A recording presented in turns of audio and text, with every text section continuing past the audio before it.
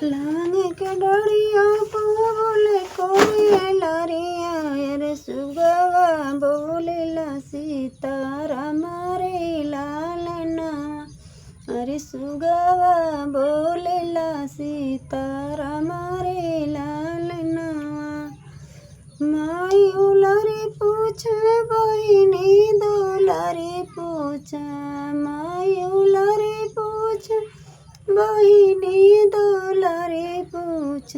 अरे भौजी पूछनी फूसुलई रे लालना।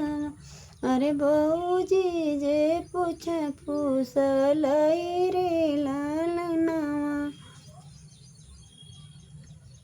कहाँ बितौला बेटा बरी दोपहरिया रे कहाँ बितौला सारी रात रे लालना।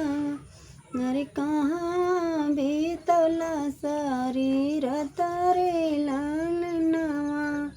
ससुर के बगिया में दिना दोपहरिया ससुर के बगिया में दिना दोपहरिया।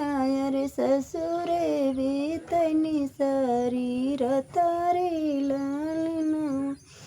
अरे ससुरे बीतनी सारी रात रे लालना।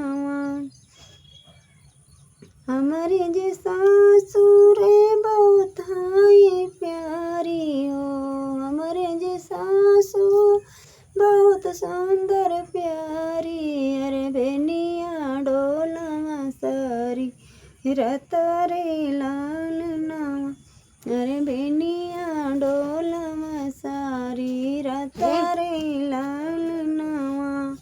साल जे हमारी हो बहुत ही प्यारी हो साल जे हमारी बहनियों से प्यारी।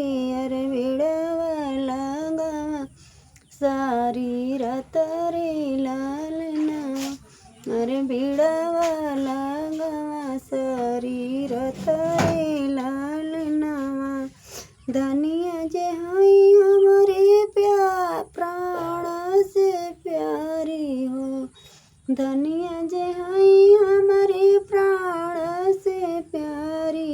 अरे से जियाला गा सारी रात रे लालना। अरे से जियाला गा सारी रात रे लालना। एक ही रात बेटा गैला ससुररिया। अरे सासू के तना बखाना रे लालना। अरे सासू के तना बखाना रे लालना।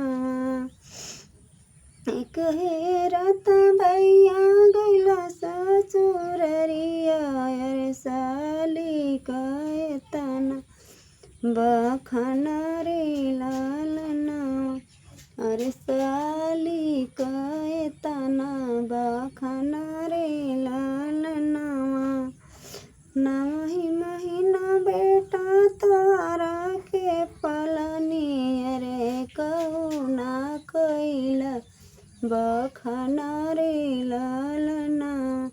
अरे एको बेर ना कैला मोर बखाना रे लालना। तोहरे दोहाई माई बाबूजी के क्रिया तोहरे दोहाई माई बाबूजी के क्रिया। अरे बनाई जब ससुररी रे लालना। अरे बनाई जब ससुररी रे लालना।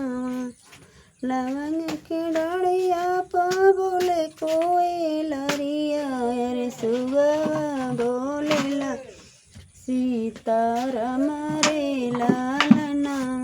अरे सुगवा बोलेला सीताराम रे लालना।